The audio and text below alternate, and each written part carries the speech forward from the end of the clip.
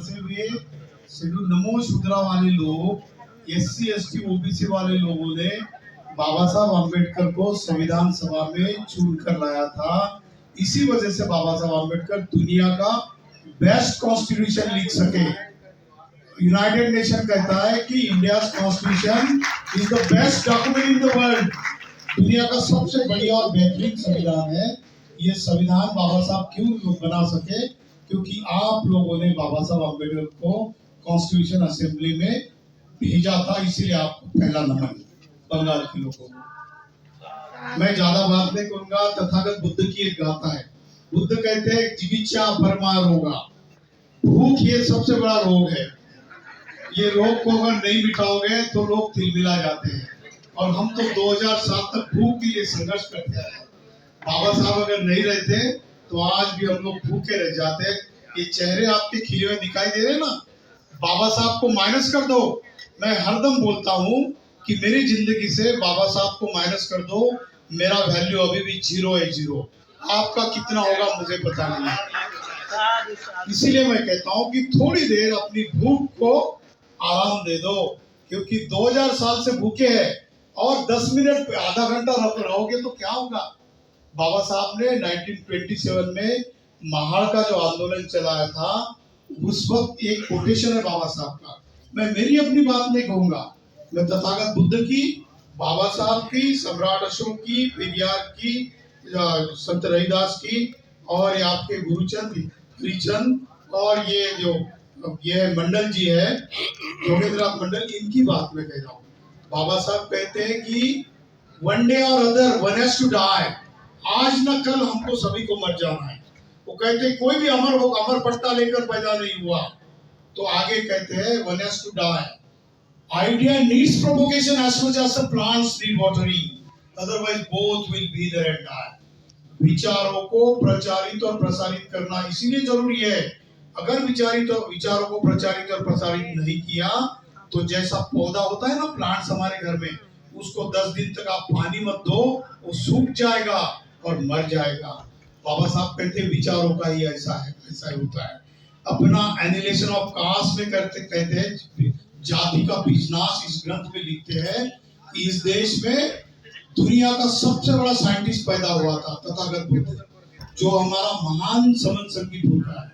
बुद्ध से पहले भी संघ था, लेकिन बुद्ध ने संघ को एक फाइन ट्यून किया, उसको ह्यूमैनिटी का बेस दिया, उसको मोरालिटी, उसको बुद्ध ने एक नया आयाम दिया। इसलिए बुद्ध को सबसे बड़ा विश्व का साइंटिस्ट कहा जाता है। बाबा साहब लिखते हैं कि बुद्ध के विचारों को मिटाया गया था, और बुद्ध को इतना मिटाया गया कि हम भूल गए थे।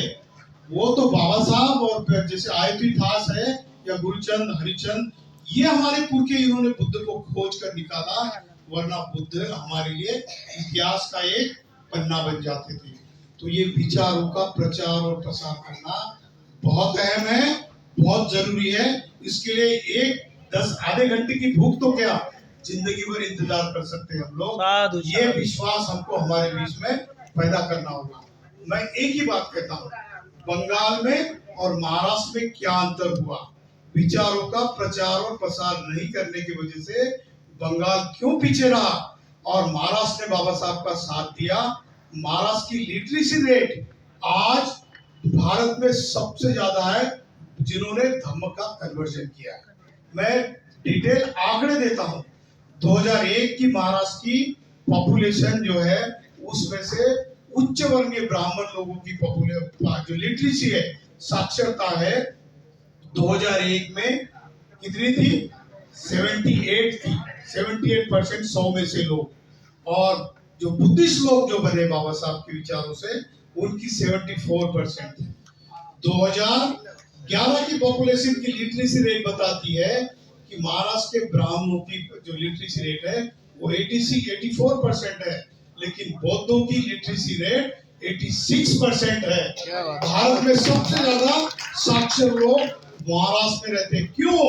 क्योंकि उन्होंने, बाबा साहब ने कहा, इसलिए हमारे महान समन संघीय जो है तथागत बुद्ध, सम्राट अशोक, पेरियार, संत रविदास, संत गुरु नानक और ये हरिचंद, गुरुचंद और ये हमारे मंडल जी है जोगेंद्र, इनके विचारों को पकड़ के रखा।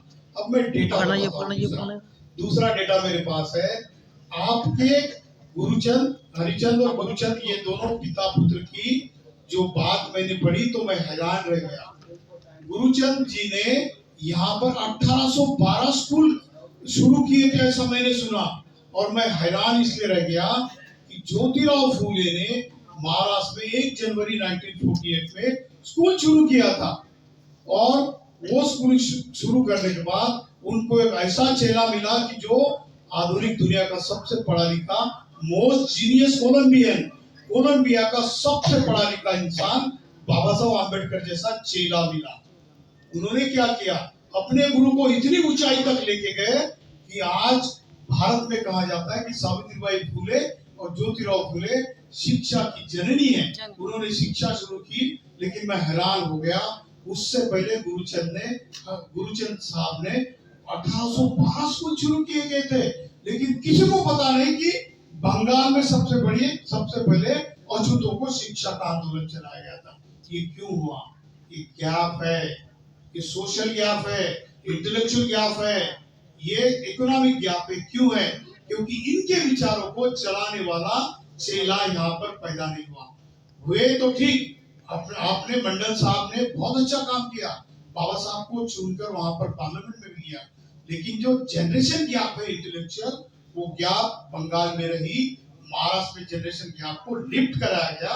इसलिए महाराष्ट्र आज भारत का सबसे पढ़ा लिखा, सबसे फाइनेंशियल आगे चला हुआ राज्य है।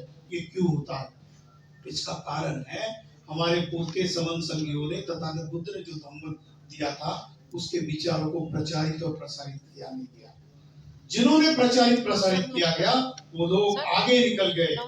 तो बाबा साहब ने जो दिया है महाराष्ट्र में, वो बंगाल में भी दिया था, लेकिन बंगाल ने उनके विचारों को पकड़ा नहीं है, इसीलिए महाराष्ट्र आगे। तो ये इसका गैप कैसे निकाला जाए? तो मैं एक उदाहरण देता हूँ। बाबा साहब एनिहिलेशन ऑफ कास्ट में कहते हैं, every political revolution precedes culture and social revolution. हर राजनीतिक क्रांति से पहले सांस्कृतिक और सामाजिक क्रांति का होना जरूरी होता है। तो बाबा साहब कहते हैं कि 2500 साल पहले तथागत बुद्ध नाम का एक हमारा सबसे बड़ा महान पुरखा समन संगी हुआ था। उन्होंने जो धम्म एस्टैब्लिश किया, वो धम्म नेचर का रूल है, नेचर का नियम उन्होंने बताया था। उसी तथागत बुद्ध की 2500 साल पहले जो कल्चरल और सोशल रिवोल्यूशन हुई थी, उसके ऊपर आधारित बाबा साहब लिखते हैं कि सम्राट अशोक ने उन विचारों को अपने पॉलिटिकल एडमिनिस्ट्रेशन में लाया। उसकी एक शिलालेख है, 6 नंबर की शिलालेख है सम्राट अशोक की। वो शिलालेख क्या है? ऐसा ही विद्यायाम धम्म पालना धम्म विधाने सुखियाना गोती थी।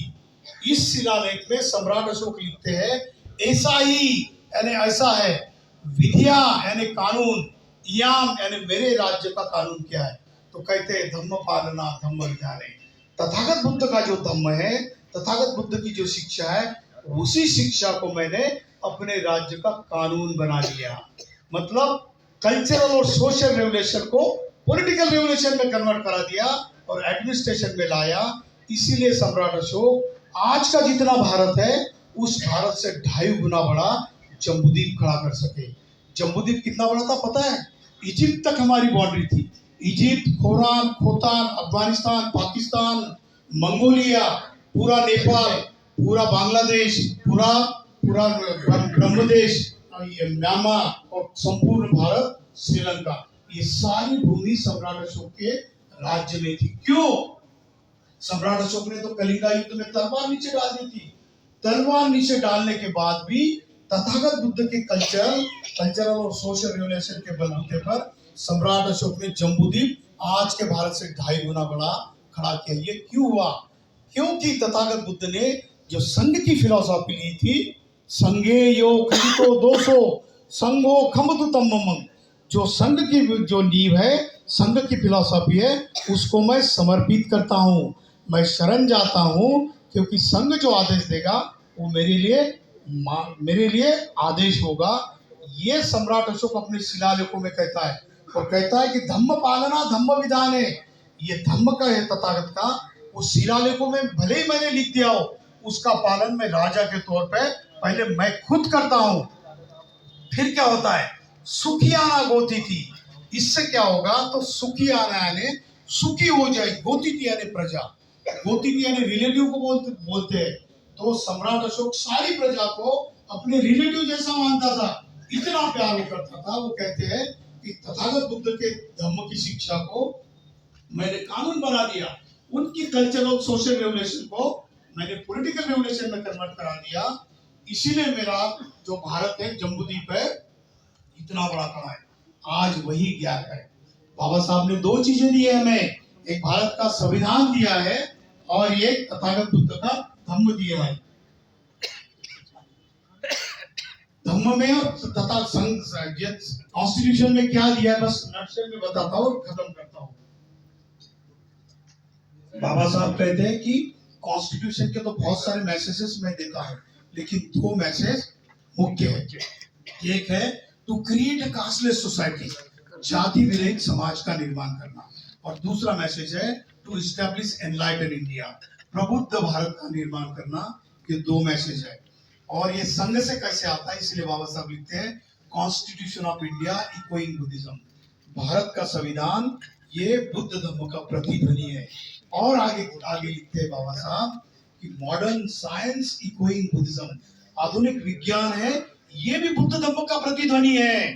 जो थ्योरी ऑफ अनिच्छा है ना, सर्वे संकारा अनिच्छाति यदा पर्याय पश्यति अथ निबिन्दन्ति दुखे ए समग्रो विशुद्धिया, सारा कुछ जो निर्माण होता है वो नष्ट होता है। इसीलिए संघ की आइडियोलॉजी को पकड़ो, आप इकट्ठा हो जाओ।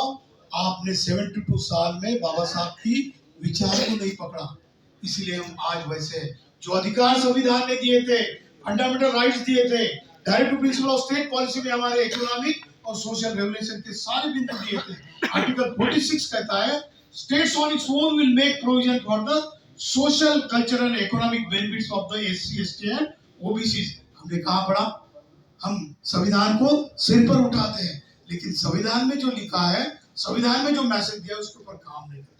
अकेले काम नहीं होता। 29 लाख संगठन है, 4.5 लाख संगठन एक्टिव है, लेकिन खुद को ही बढ़ाने की कोशिश करते हैं, इकट्ठा लाने की बात तो करते हैं, लेकिन मेरी अध्यक्षता में इकट्ठा आ जाओ। सबसे बड़ा कारण है, बुद्ध कहते हैं कि रागच्च दोषच्च मोहच्च पाना, आपके बीच में जो अहंकार है ना, वो अहंकार आपको चैन से बैठने नहीं देता।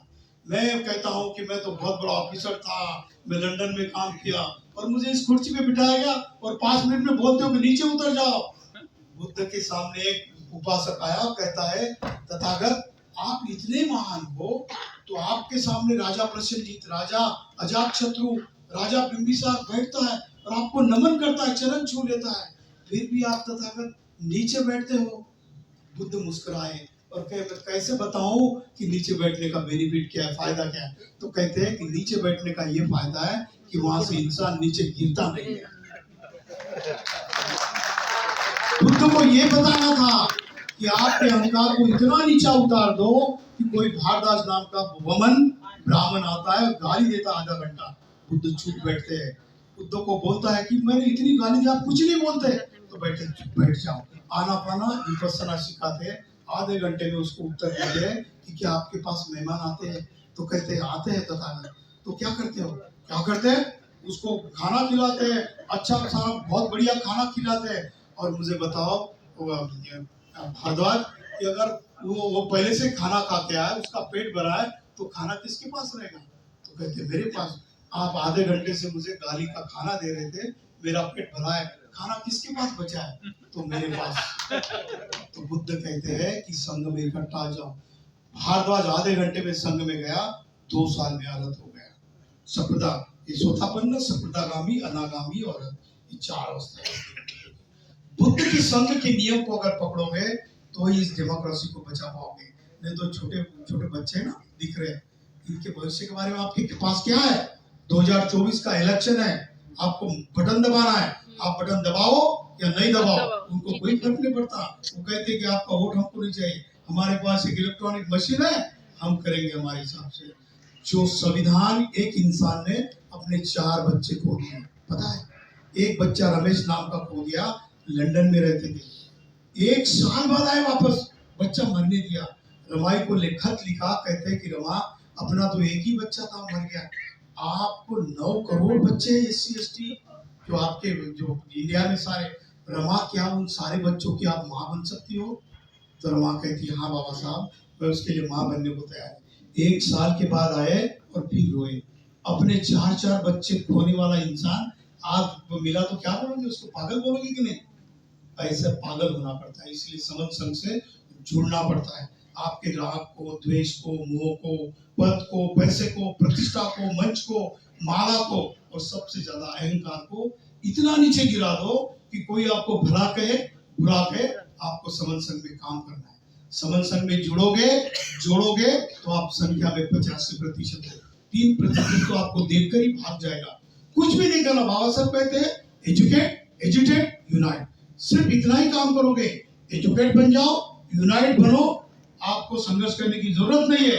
आज बंगाल के 1 करोड़ लोग जो अगर इकट्ठा हो जाते हैं तो आपके सारे पॉलिटिकल लोग आएंगे, साहब मुझे चुनाव को खड़े रहना है, कृपया मुझे वोट देने की व्यवस्था करना। आपके चरण छुएंगे। ये ताकत कब आती है? जब आदमी क्रोध का अहंकार तोड़ देता है और संघ में जुड़ता है। इसलिए बुद्ध कहते हैं संघे शक्ति, संघ में ताकत है। इस ताकत से सम्राट अशोक ने जम्बूद्वीप खड़ा किया था। आज का आधुनिक भारत तो आपके पास कंप्यूटर है, मिसाइल है, AK-47 है, आपके पास ड्रोन है, सारा कुछ है। सम्राट अशोक के पास था नहीं था, विचार था। इसीलिए बुद्ध ने कहा मेरी अगर कुछ गलती हो गई है तो मुझे माफ कर देना। संगे यो खलितो 200 10 मिनट खाना रेडी हुआ है, 10 मिनट रेडी हुआ है खाना। संग मुझे माफ 10 मिनट लगेंगे खाना रेडी होने में, खाना तैयार होने में 10 मिनट लगेंगे। जिनको लगता है कि खाना जीवन में ज्यादा इम्पोर्टेंट है, खाना खुला हुआ